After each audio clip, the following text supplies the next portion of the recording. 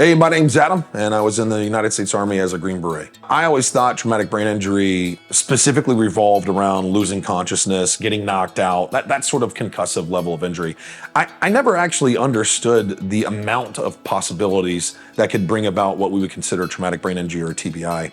From breaching, shooting Carl Gustav rounds, being a tanker. But some of the biggest problems I had was short-term memory. I know that I had to take actions the next day. I would try and remind myself the night before, and then the next morning I'd wake up and I wouldn't remember any of those actions that I had to take that day unless I wrote down notes. If I wasn't very disciplined about taking notes, then I would literally forget the entire day of action that I had to take when I woke up. Another big piece was irritability and moodiness. When you live in constant pain, when you're constantly forgetting stuff, when you're constantly trying to just overcome what has become the new norm, you don't realize just how much of an asshole you become.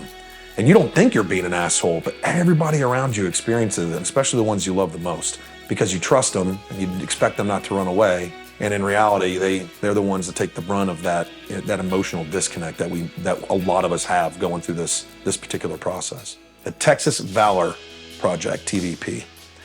And the guys that founded the Texas Valor Project founded it because they believed so much in what was happening here at the Brain Resiliency Clinic and an organization, another nonprofit organization called Defenders of Freedom.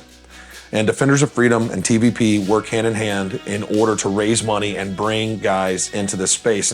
For me, I've had a headache since I was 27 years old, 24/7, and it's never gone away. I've never had a moment of a headache being gone. When I got here with that focus, thinking brain health, I didn't realize that they were gonna do so much with regards to overall physical wellness.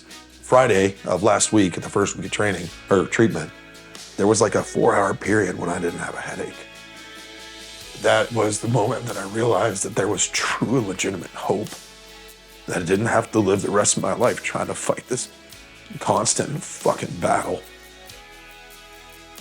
And then add to that, waking up after sleeping for 7 full hours and not having had that experience in years, being able to move, bend, squat, things that I used to be able to do and not just suffer through the pain.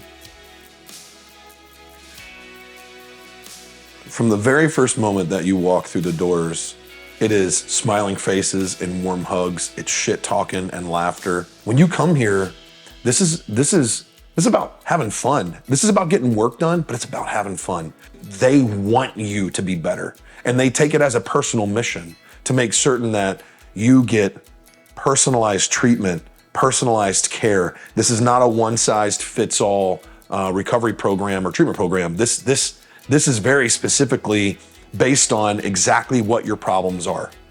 If you're listening to this, or if you've made it this far in whatever you're watching, and you're a veteran, especially someone who has been blown up, suffers from traumatic brain injury, knows they suffer from TBI, or even questions that they suffer from TBI. This message is for you. I need you and want you to understand that at some point you reach the limit of your own personal expertise on how to cope and mitigate whatever has become the new norm in your life. I want you to understand that that new norm doesn't have to be that way.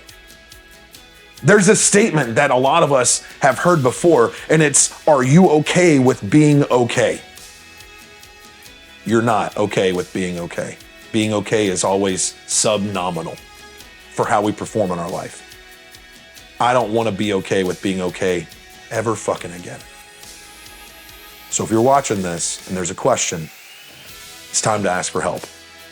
It's time to reach out and let someone know that you want help. It's not weakness to ask for help and to acknowledge that you've reached the limit of your capability.